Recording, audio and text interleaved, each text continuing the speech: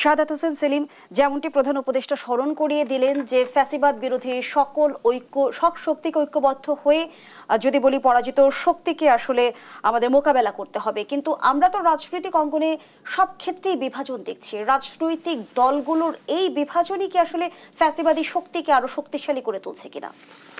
ধন্যবাদ আপনাকে। আজকে এই জুলাই আগস্ট অভ্যুত্থানের বর্ষ পূর্তি প্রায় কয়েকদিন পরেই এই অবস্থার মধ্যে আমরা যেটা আশা করেছিলাম যে অভ্যুত্থানের পক্ষের শক্তিরা ঐক্যবদ্ধভাবে থেকে ফ্যাসিজমকে মোকাবিলা করবে, আমরা আরও অনেকভাবে আশাবাদী ছিলাম যে রাষ্ট্রের পুরনো কাঠামোকে পরিবর্তন করে একটা নতুন সুশাসনের দিকে রাষ্ট্রটা এগিয়ে যাবে। অন্তর্বর্তীকালীন সরকারও যতদিনই ক্ষমতায় থাকুক রাষ্ট্রটাকে এবং রাষ্ট্রযন্ত্রটাকে মেরামত করার জন্য যথাযথ ভূমিকা পালন করবে। কিন্তু দুর্ভাগ্যজনক সত্য হলো যে অন্তর্বর্তীকালীন সরকার তাদের উপর যে অর্পিত দায়িত্ব, সেই দায়িত্বটা তারা যথাযথভাবে পালন করছেন না। এবং আজকে যে ঐক্য বিনষ্টের যেই আপনার কথাটা হচ্ছে বা ঐক্য বিনষ্টের না করার জন্য যিনি আহ্বান জানাচ্ছেন ডক্টর ইউনূস, তিনি তো ঐক্য বিনষ্ট করার মূল নায়ক হিসেবে ইতিমধ্যেই চিহ্নিত হয়ে গেছেন। যদি একটু ব্যাখ্যা করে বলতেন। কারণ তিনি আপনার অনুরাগ বা বিরাগের বশবর্তী না হয়ে আপনার দেশ পরিচালনা করার যে শপথ নিয়েছেন, তিনি নানাবিধ কারণে সেই শপথটা ভঙ্গ করেছেন। কারো কারো প্রতি তার অনুরাগ এবং কারো কারো প্রতি তার বিরাগ, এই জিনিসটা কিন্তু সবার সামনে স্পষ্ট হয়ে গেছে। তিনি একটা সবাই বলে তার নিজস্ব একটা রাজনৈতিক দল যে এনসিপি, ছাত্রদের যে ছাত্ররা গণ অভ্যুত্থানের নেতৃত্ব দিয়েছেন, আমরা সবাই তাদের নেতৃত্বে ছাত্র জনতার ঐক্যবদ্ধ হয়ে আমরা ফ্যাসিস্টকে পরাজিত করেছি, তাকে বিতরণ করেছি, দেশ ছাড়তে বাধ্য করেছি, তার সাথে সাথে তার সমস্ত মেকানিজমই আপনার পালিয়ে যেতে বাধ্য হয়েছে।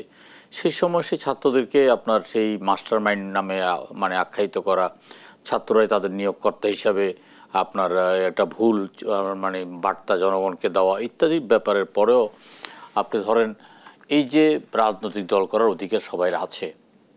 আপনার মুজাহিদ সেলিম ভাইরা 69 গণ অভ্যুত্থানের পরে কোনো রাজনৈতিক দল করেন নাই, নতুন কোনো দল করেন নাই, পুরনো দলের সাথেই সংযুক্ত ছিলেন। অথবা 90 অভ্যুত্থানে ছাত্র নেতারাও কোনো দল করেন নাই যে আমরা সবাই মিলে আসলে একটা দল করি নতুন বন্দোবস্তে, সেরকম কোনো ডাক দেন নেই। তারা দল করেছেন, আমরা সেই দলকে স্বাগত জানিয়েছি, শুভেচ্ছা জানিয়েছি।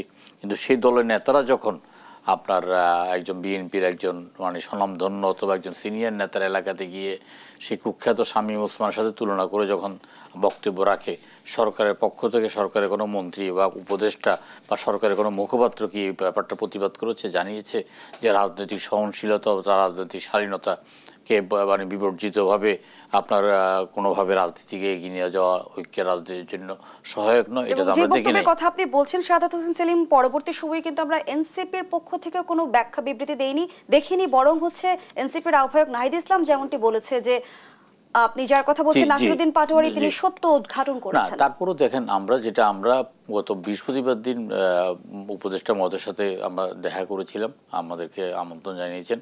সরকার যখনই বিপদে পড়ে, একটা বিপাকে পড়ে, তখনই রাজনৈতিক নেতাদের ডাকে কথা বলে, 2-1 মিনিট বক্তব্য শুনে তারপর একটা ফটো সেশন করে। গত পরশুদিনও তার ব্যতিক্রম হয়নি বা আজকেও তার ব্যতিক্রম হয়নি। তখন আমরা বলেছি যে আপনারা একটা রাজনৈতিক দলকে যেভাবে প্রোটোকল দিচ্ছেন এটা অত্যন্ত দৃষ্টিকটু। এটা কিন্তু কোনো একটা বিরোধী রাজনৈতিক দলকে কিন্তু দেওয়া হচ্ছে না, কাউকেই দেওয়া হচ্ছে না। এবং আপনি দেখেন আপনার যে বান্দরবন অথবা আপনার যে রাঙ্গামাটিতে আপনার যেই বিরোধভাবে তাদেরকে সেনাবাহিনী আরম্ভ করে সব বাহিনীরা প্রোটোকল দিয়েছে, অত্যন্ত লজ্জাজনক। আপনার ইতিহাসের এই বীরেরা, আপনার এই অভ্যুত্থানের এই নায়করা নায়কত্ব জিততে তারা আপনার বিভিন্ন জায়গায় যাবে, লক্ষ লক্ষ জনতার ঢল নামবে তাদেরকে, কিন্তু তাদেরকে যেভাবে আজকে দেখলাম তাদের আগে এবং পিছে পুলিশ পাহারা, এইটা গণ অভ্যুত্থানের নেতৃত্বের জন্য যেমন শোভনীয় নয়, আমাদের কাছে সেটা কাঙ্ক্ষিত নয়। তারপর আজকে পত্রিকায় দেখলাম যে তারা নেত্রকোনা যাবে এবং নেত্রকোনায় তাদেরকে আপনার প্রোটোকল দেওয়ার জন্য অথবা তাদেরকে নিরাপত্তা দেওয়ার জন্য সারা জেলার সমস্ত পুলিশরা এসে 1-2টা স্কুল অবস্থান করবে, সেই কারণে সোমবার দিন স্কুলটা বন্ধ করতে হবে। তো এই যে আপনার একটা বিশেষ কোনো মহলের প্রতি ওনার দুর্বলতাটা, এটাই একটা বড় ধরনের অনৈক্যের সৃষ্টি করছে।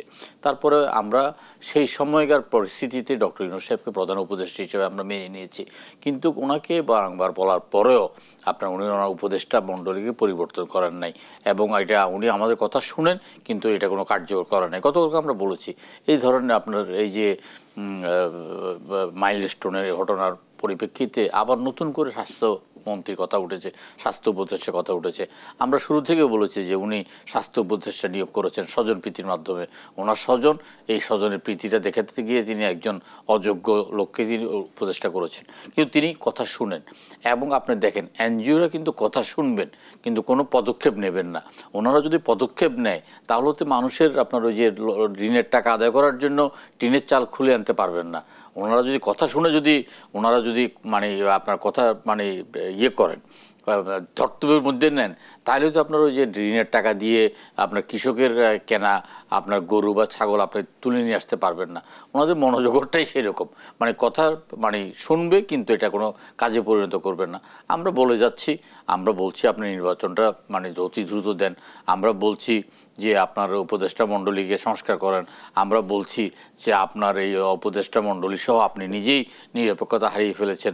আপনি নিরপেক্ষতার স্বার্থে, নির্দলীয় সরকারের স্বার্থে এবং সুষ্ঠু নির্বাচনের স্বার্থে আপনার উপদেষ্টা মণ্ডলীকে আপনি ঢেলে সাজান। এই কথাগুলো আমরা কিন্তু বলছি, আমরা অনবরত বলে যাচ্ছি। আমরা সংস্কার কমিটির মিটিংও বলছি, আমরা সুযোগ পেলে আমরা আপনাদের টকশোর মাধ্যমে সরকারকেও বলছি, জাতিকেও বলছি, কিন্তু কোনো উন্নতি তো হচ্ছে না। কিন্তু বরঞ্চ আমরা দেখছি যে আজকে আমাদের মধ্যে একটা ইস্পাত কঠিন ঐক্য থাকা দরকার ছিল স্বৈরাচার বিরোধী আপনার এই শক্তির বিরুদ্ধে। যে স্বৈরাচার গত 15 বছর জগদ্দল পাথরের মতো বাংলাদেশের বুকে চেপে ধরে বাংলাদেশের মানুষের নাভিশ্বাস ছুটিয়ে ফেলেছে, গণতন্ত্রকে হত্যা করেছে, লক্ষ কোটি টাকা প্রচার করেছে, আপনার মানুষকে গুম করেছে, খুন করেছে, আপনার আয়নাঘরের মতো জায়গায় বছরের পর বছর মানুষকে নির্যাতন করেছে, আপনার বিদেশে অর্থবিত্তের ঢালাও এক ধরনের ইয়ে করেছে, সমস্ত ব্যাংক বিমা লুণ্ঠন করে দিয়ে দেশের সুশাসনকে একেবারেই ধুলায় মিটিয়ে দিয়েছে। তো এই ধরনের একটা ফ্যাসিবাদী সরকার, যে সরকার আন্দোলনের সময় সরাসরি গুলি করে প্রায় 1500 থেকে 2000 নারী, পুরুষ, শিশু, কিশোর, শ্রমিককে হত্যা করেছে, তাদের বিরুদ্ধে 1 বছরের মাথায় আমাদের অনৈক্যটা কী জন্য এবং কেন সেটা আমাদেরকেও চিন্তা করতে হবে। এবং আমি মনে করি এটার জন্য সরকার অনেকাংশে দায়ী।